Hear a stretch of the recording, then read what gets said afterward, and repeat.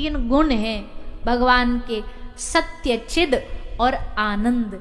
इन तीनों को जो समझ गया वो भगवान को समझ गया। ये तीनों जिसके हृदय में आ गए उसके हृदय में भगवान ही आ गए, सच्चिदानंद स्वरूप आ गए।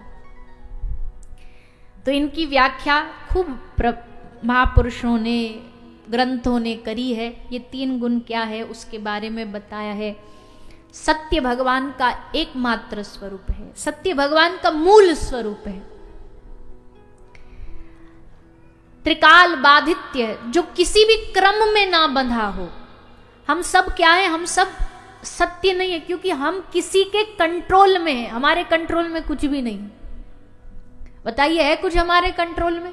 न हवा, न पानी, न बादल, न धूप, न ताप, ना अपना जीवन, कुछ भी तो हमारे बस में नहीं है, हमारे हाथ में कुछ है नहीं। लेकिन जिसके हाथ में सब कुछ है, जो सबका कंट्रोलर है, वही सच्चिदानंद है।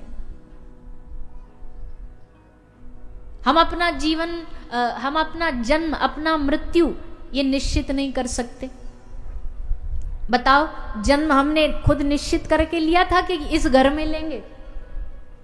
मृत्यु क्या हमारे हाथ में निश्चित है कि इस जगह, इस फलानी जगह जाएंगे?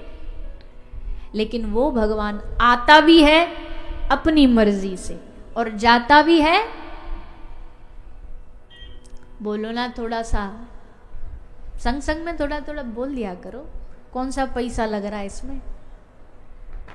थोड़ा आप बोलोगे, थोड़ा हम बोलेंगे, तभी 7 दिन कटेंगे। ऐसे नहीं कटेंगे नहीं तो आता भी अपनी मर्जी से है और वो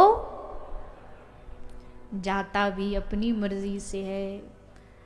युद्ध प्रभास क्षेत्र में खड़े होकर कहा, हमें जाना है उद्धव जी, चलो तुम थोड़ा उपदेश सुन लो, हम अपना स्वरूप भागवत जी में स्थापित कर देते, फिर जाएंगे। आए भी अपनी मर्जी से।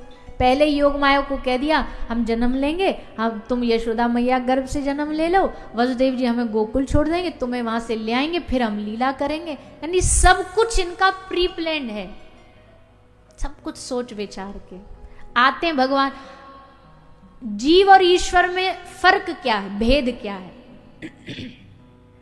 वो भगवान भी धरती पे आया है, हम भी धरती पर आए, पर दोनों में क्या अंतर है?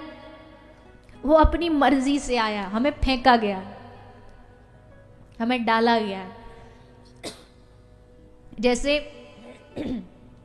एक कुआं हो, उस कुएं में कोई गिर जाए तो क्या बोलेंगे कि ये कुएं में गिर गया। अब वो चीख रहा है, चिल्ला रहा है, बचा लो बचा लो, हमको निकालो निकालो। एक आदमी उसको बचाने के लिए सीढ़ी लगा के, रस्सी डाल के उस कुएं में उतरा, नीचे गया।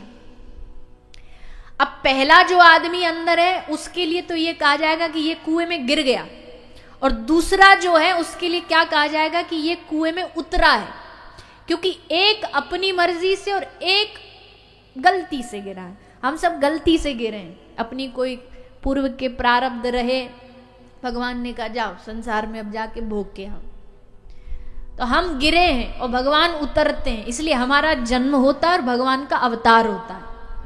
जन्म और अवतार में यही फर्क है। हम सबका जन्म हुआ, हम कोई अवतारी महापुरुष नहीं है। कई लोग मनुष्यों को भी बोल देते हैं कि आज इनका अवतरण दिवस है। अरे भाई, धरती पर भगवान के अलावा कोई अवतरण नहीं है। भगवान ही अवतार लेते हैं, बाकी सब जन्म लेते हैं, भगवान का जन्म नहीं होता। इसलिए कहते हैं आज भगवान का अवतार होने वाला है। जन्म होने वाला ये नहीं कहते, आज भगवान अवतरित होने वाले। तो इसीलिए वो सबका कंट्रोलर है, सब कुछ उसके सामर्थ्य है, इसलिए वो कभी न मिटने वाला है। इसलिए उनका स्वरूप है सत्य, चिद चैतन्य है, सब में विराजा है।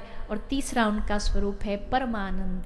परमानंद इसलिए है क्योंकि भैया देखो, संसार में चारों ओर आंख कान नाक सब खोल के देख लो, चारों ओर दुख ही दुख है।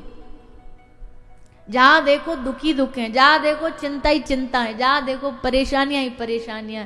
इस सारे संसार, दुखों से भरे संसार में अगर तुमको परम आनंद चाहिए तो एक ही रास्ता है, ठाकुर जी के चरणों को पकड़ लो।